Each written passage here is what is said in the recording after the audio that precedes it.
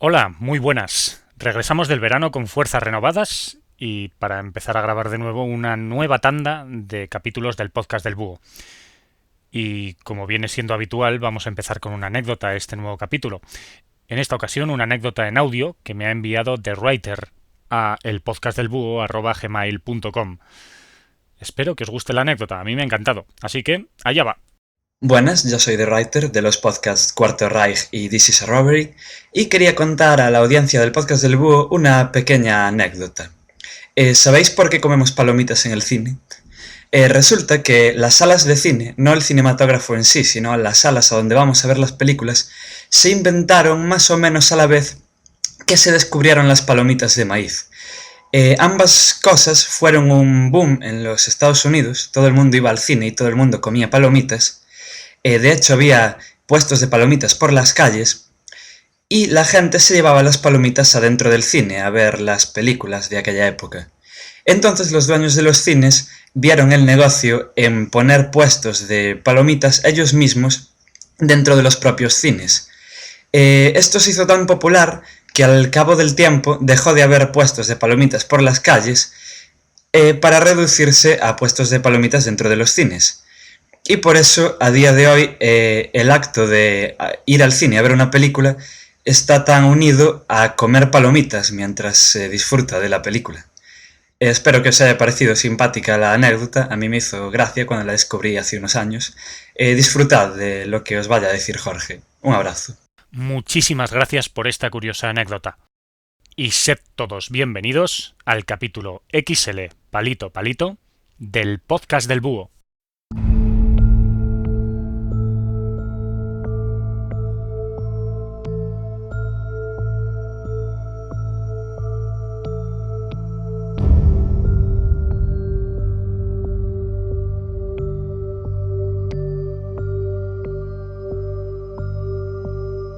La bruma de la historia nos oculta muchísimos hechos a lo largo del tiempo, pero por alguna razón la ciudad de Troya ha pervivido, ha sobrevivido y sus ecos han traspasado esa bruma y esa densa niebla para llegar a nosotros convertidos en una enorme y brutal leyenda que sin ninguna duda ha sido muchísimas veces contada de padres a hijos y muchísimas veces reproducida, de tal manera que ha influido determinantemente en la cultura occidental de hoy en día. Vamos a ver por qué Troya está tan envuelta en el mito y por qué, sin ninguna duda, se merece el honor de ser la sede de la madre de todas las leyendas.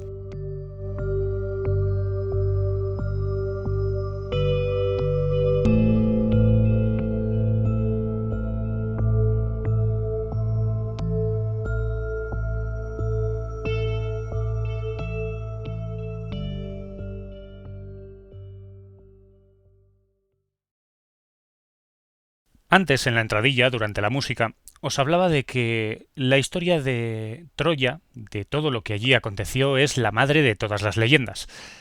Y no me he pasado de exagerado. En mi opinión, de la ciudad de Troya, de esa historia de guerra, de venganza, amores, envidias, de toda esa vorágine de sensaciones humanas que nos cuenta la Ilíada, surge sin ninguna duda el relato más influyente de la historia de la literatura occidental.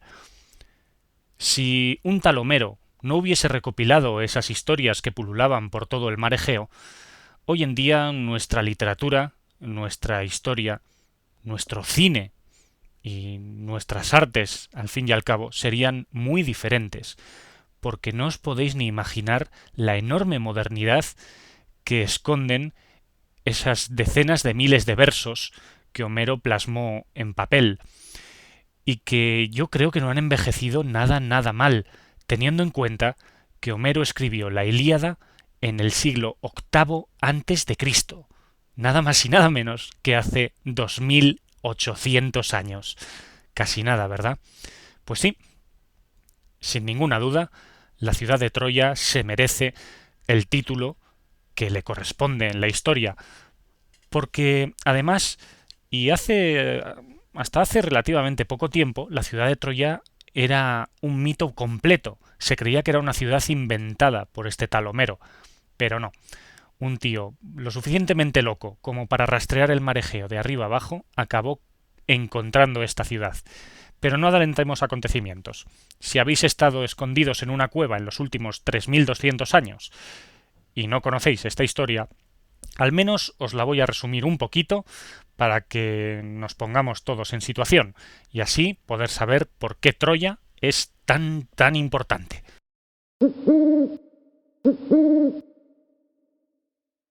Os voy a contar muy rápidamente lo acontecido en la Ilíada, un libro que, pese a que yo os voy a destripar el final, seguro que ya lo conocéis y que aún así os recomiendo leer. Es una lectura difícil, pero merece la pena, de verdad. En cualquier caso, os voy a intentar resumir la Ilíada, cosa muy difícil, así que si me dejo algo, me perdonaréis.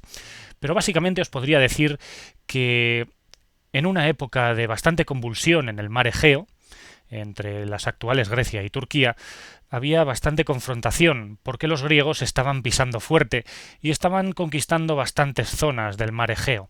Había una ciudad llamada Troya, que aguantaba siempre las embestidas del invasor griego. Lo que ocurre es que después de 10 años de guerra, Troya y Grecia estaban un poco cansadas y decidieron firmar la paz.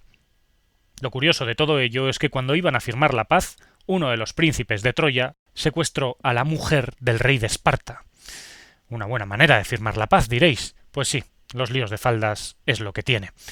Y bueno, los griegos, más que nunca, se enfadaron y decidieron sumir a Troya en la más absoluta destrucción, así que embarcaron a todas sus naves disponibles rumbo a Troya con el afán de destruirla.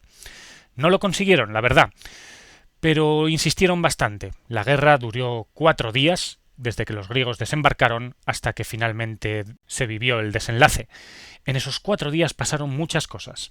Os puedo resumir que en las filas griegas campaba el guerrero más formidable de toda la historia de la humanidad, no exagero, el gran Aquiles. Era un enorme guerrero con unas piernas superágiles, en aquella época se luchaba corriendo, y que era invencible, porque se decía que estaba tocado por la virtud, porque había sido bañado en aquel río que hacía inmortal a las personas, y por lo tanto Aquiles era invencible. En cualquier caso, Aquiles era también caprichoso, obstinado y muy ambicioso. Quería la gloria ante todo. Así que cuando vio que otros guerreros menos capaces que él se llevaban bastante gloria inmerecida, le entró una rabieta propia de un niño de 4 años y se negó a guerrear. Bien es cierto que volvió a la batalla cuando su más querido amigo, Patroclo, resultó muerto.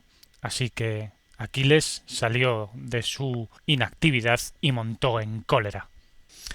De todas formas, hay otros personajes involucrados en esta historia. Los griegos no estaban ni mucho menos unidos.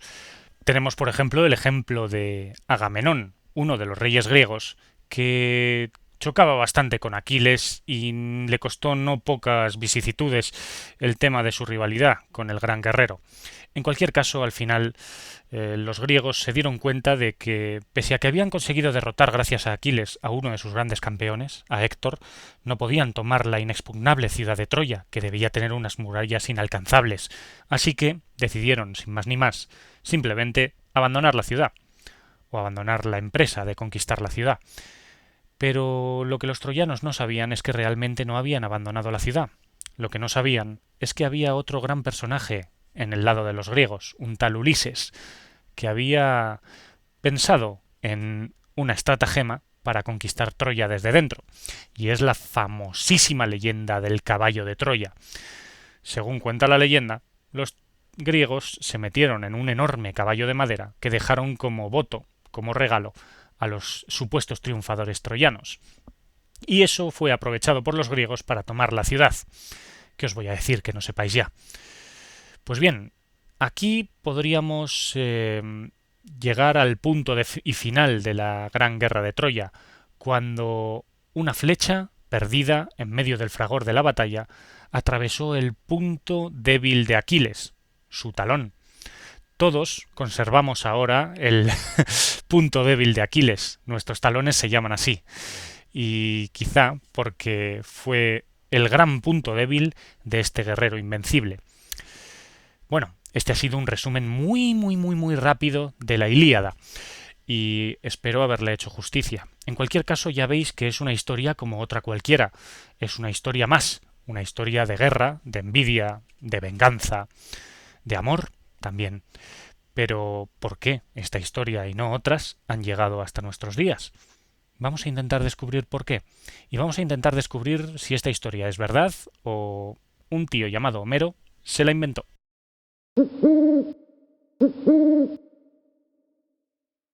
A lo largo y ancho de los 28 siglos que han pasado desde que Homero escribió la Ilíada, se podría decir que ha habido mucho tiempo para darle vueltas a su autenticidad. De hecho, los mismos griegos, en épocas más avanzadas, en épocas de Alejandro Magno y posteriores, ya dudaban de si la Ilíada era auténtica o no era auténtica, y solamente habían pasado 500 años desde que Homero la escribió. Solamente, entre comillas, claro. Pero siempre ha habido gente que ha pensado que la Ilíada era falsa. Y la verdad es que no les quito mérito ni razón, porque hay una cosa que os he omitido en mi relato anterior de la Ilíada, y es que la presencia de los dioses griegos en ese relato es constante. No os los he mencionado porque quería crear un efecto ahora al mencionároslos, pero sí, es verdad, si leéis la Ilíada, no pararéis de ver la intervención divina por todas partes. Sin ir más lejos, al comienzo de la historia, París, que es aquel que había secuestrado a Helena, a la mujer del rey de Esparta, se enfrenta en combate singular al rey de Esparta, a Menelao. Por lo tanto, París y Menelao se ven cara a cara para dirimir finalmente el resultado de la guerra. Si este encontronazo entre París y Menelao se hubiese terminado rápidamente, pues no habría pasado toda la Ilíada. El relato habría acabado rápidamente, cada uno para su casa y Troya derrotada. Porque la verdad es que París era bastante malo en esto de las armas. Pero da la casualidad de que Afrodita estaba del lado de Troya. Le gustaban mucho las historias de amor a Afrodita, así que cogió por el pescuezo a París y justo cuando Menelao se lo iba a cargar, se lo llevó volando hasta dentro de las murallas de Troya. Me parece un hecho bastante poco histórico. ¿Qué queréis que os diga? Esto de que Afrodita coja por el pescuezo a París y se lo lleve de allí, no sé, ¿qué queréis que os diga? Parece poco creíble, ¿verdad? Pues claro, si tú lees eso de repente piensas, está claro que esto de la Ilíada es una novela de fantasía o ciencia ficción, como mucho. Pero da la casualidad de que todas las leyendas tienen algo de verdad. Y los años han dado la razón a todos aquellos que creían que la guerra de Troya sucedió en realidad. Otro de los motivos por los cuales Troya se creía, o la guerra de Troya se creía falsa, era que precisamente Troya estuvo desaparecida en combate prácticamente desde época romana. Desde antes del nacimiento de Jesucristo, Troya ya no existía. Apenas era un recuerdo pagano que hablaba de dioses griegos y de héroes que nunca existieron. Pero da la casualidad de que pasado el tiempo, alguien encontró Troya. Vamos a centrarnos en la historia del descubrimiento de Troya. Esta ciudad era clave para decidir si las historias que contaba Homero eran ciertas. Y vaya que si alguien encontró Troya. Todos lo tomaban por loco, y la verdad es que estaba un poco loco, pero encontró Troya en el año aproximadamente 1871. Hace nada, hace 2 días. Se encontró Troya y se armó un revuelo monumental. Pero efectivamente, después de tantos milenios, resultaba que Troya existía de verdad.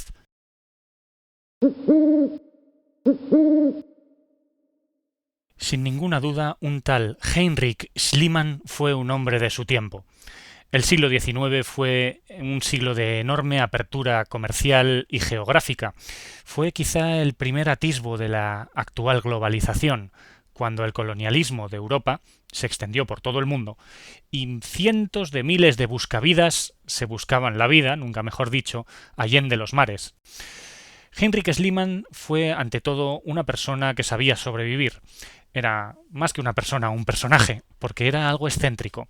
En cualquier caso, tenía una afición. Le gustaban mucho los idiomas. Se podría decir que más o menos a los 35 años dominaba 15 idiomas diferentes. Pero no solo era esto.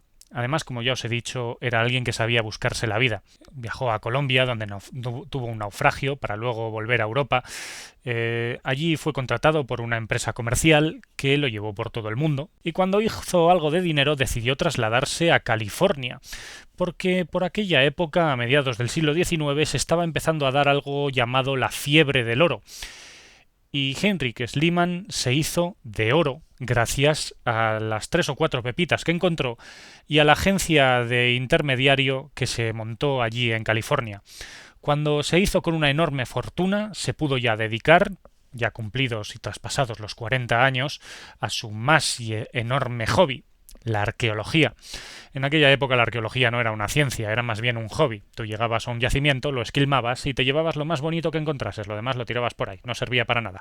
Así que en eso consistía la arqueología y el hobby de Schliemann. Schliemann se le metió entre ceja y ceja que tenía que encontrar la ciudad de Troya. Sí, dijo que por sus santos ojos iba a encontrar esa ciudad y que le daba igual lo que dijera la gente. Iba a rastrear todo el mar Egeo en busca de esa ciudad. Iba a estudiar las fuentes que se conservaban de la época, poco más que la Ilíada, la verdad. En la Ilíada se habla de una ciudad que estaba cerca de la costa, pero que no era costera, que estaba con un monte bastante alto cerca y que estaba situada entre 2 ríos caudalosos. Claro, eso era bastante poco fiable y bastante genérico. Lo que sí que tenía claro Schliemann es que tenía que estar en algún lugar del mar Egeo en la costa este, en la actual Turquía. Así que el señor Schliemann se puso a rastrear, se casó con una mujer griega bastante más joven que él, que además le ayudaba en sus excavaciones, y finalmente dio con un extraño montículo que le pareció bastante curioso.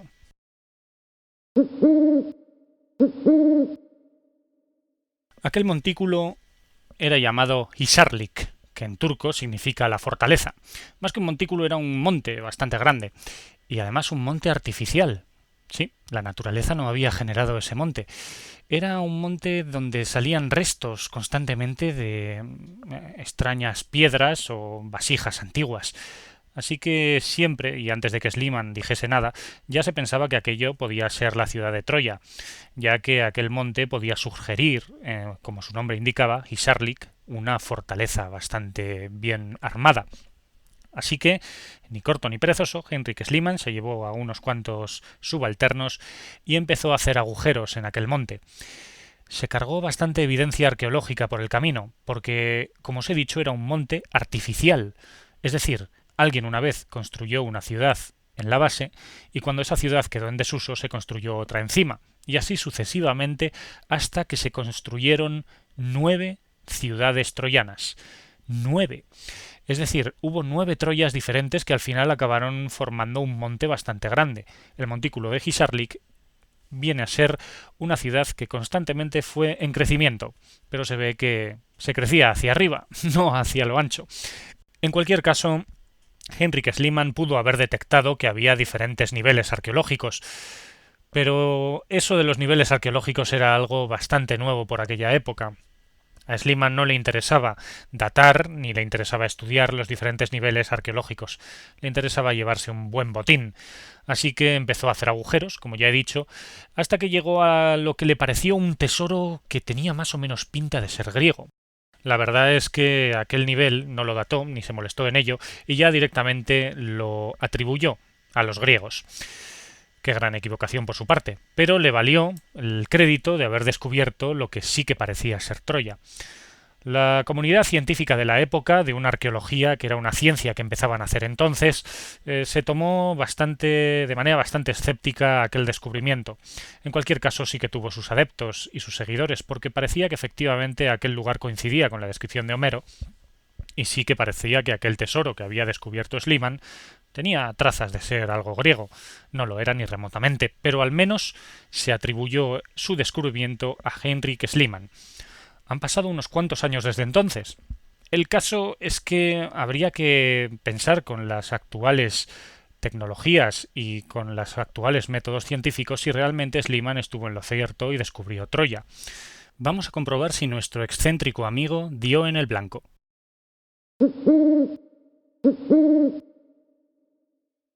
Pasado el tiempo y ha entrado el siglo XX, los diferentes estudios arqueológicos serios y también los estudios de las fuentes han dado a pensar y a deducir que Heinrich Schliemann dio en el blanco. Efectivamente, descubrió Troya, aunque descubrió el lugar, pero en todo lo demás parece que no estaba en lo cierto.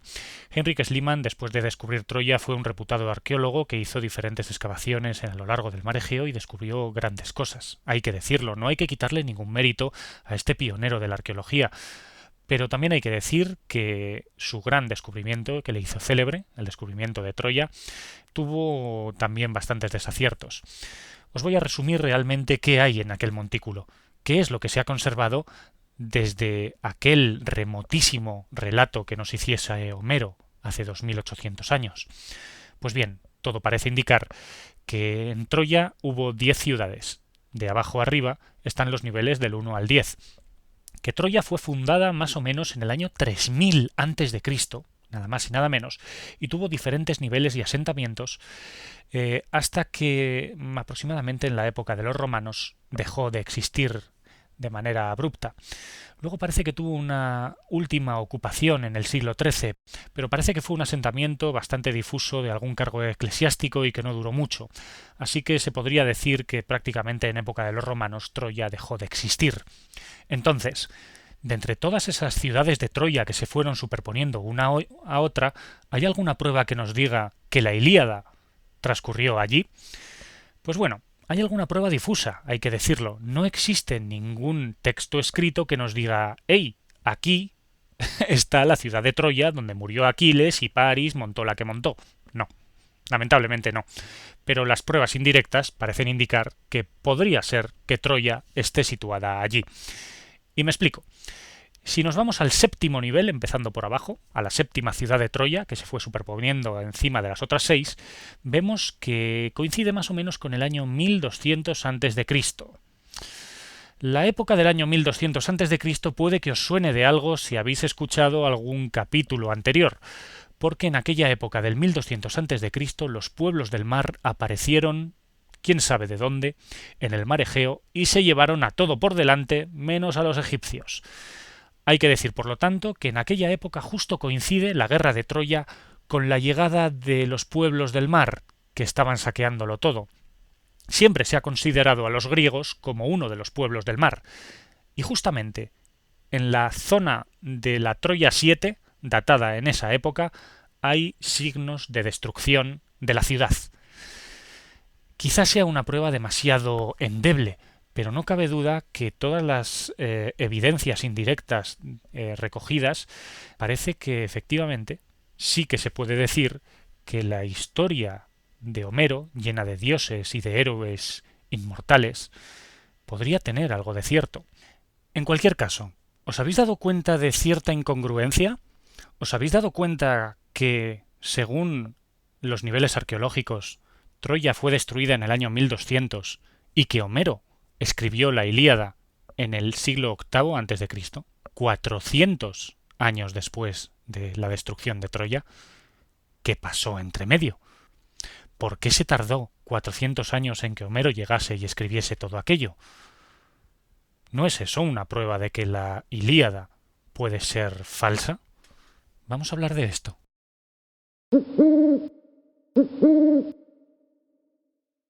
Efectivamente, la Ilíada fue escrita o quizá recopilada por este tal Homero unos 400 años después de que los hechos de Troya sucediesen. Pues bueno, entramos ya dentro de los años oscuros. Cuando en mi podcast de la Edad Oscura os hablé de esta época, no andaba de farol cuando os dije que apenas sabemos nada entre el 1200 a.C. y el 800 o 700 a.C.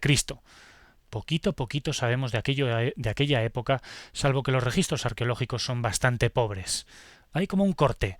Parece que los pueblos del mar eran bastante más bárbaros, si me permitís el término, que aquellos a los que conquistaron, y no dejaron mucho legado ni escrito, ni artístico, ni arqueológico. De todas formas, una cosa sí que tiene mérito de la Ilíada. Parece que es una recopilación, parece que es una reestructuración de las leyendas de la época. Qué fácil es crear una leyenda si no nos tomamos la historia en serio. La historia es importante, porque la historia puede darle la vuelta totalmente a cualquier hecho. Puede transformar a un héroe en un villano, puede transformar a un hombre en un dios, o incluso la historia, si no se hace como se debe, puede olvidarse. Homero, al menos, cogió lo que tenía y lo puso por escrito. ¿Y eso no tiene mérito acaso? Puede que Homero, la historia que le llegase a sus oídos, fuese muy salpicada de dioses y de supersticiones. Tampoco Homero tenía la intención de escribir historia propiamente dicha, pero escribió algo. Qué importante es recordar. De verdad, la historia es importante, y reivindico desde aquí el papel de la historia. Podéis decir que es un coñazo, que es aburrida, que siempre es igual, pero precisamente es importante, porque siempre es igual, o porque se parecen mucho unos hechos a los otros. Aquiles se enfadó y se negó a guerrear. ¿No es eso un sentimiento tan humano como el que puede pasar hoy en cualquier guerra del mundo? ¿No es la historia una enseñanza encomiable? ¿No tenemos que hacer todo lo posible por recordar y no olvidar?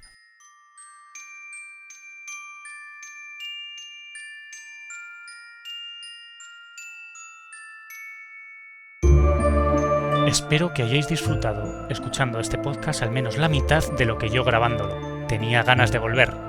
Y vaya que sí tenía ganas de volver. Encantado de regresar. Si queréis decirme cualquier cosa podéis hacerlo en los comentarios del podcastdelbúho.com, en la página de Facebook, el Podcast del Búho, Historia y Mitología, o también en Twitter, twitter.com/Jorge-. Por lo demás quiero dar gracias a The Writer, porque le hice esperar bastante ya que me envió esta anécdota hace muchos meses, cuando yo estaba a punto de dejar de grabar. Mis disculpas, pero ahí está la anécdota, me ha parecido muy interesante. Por lo demás, creo que nada más. Espero que os haya gustado y nos vemos en el siguiente capítulo del Podcast del Búho. Un saludo.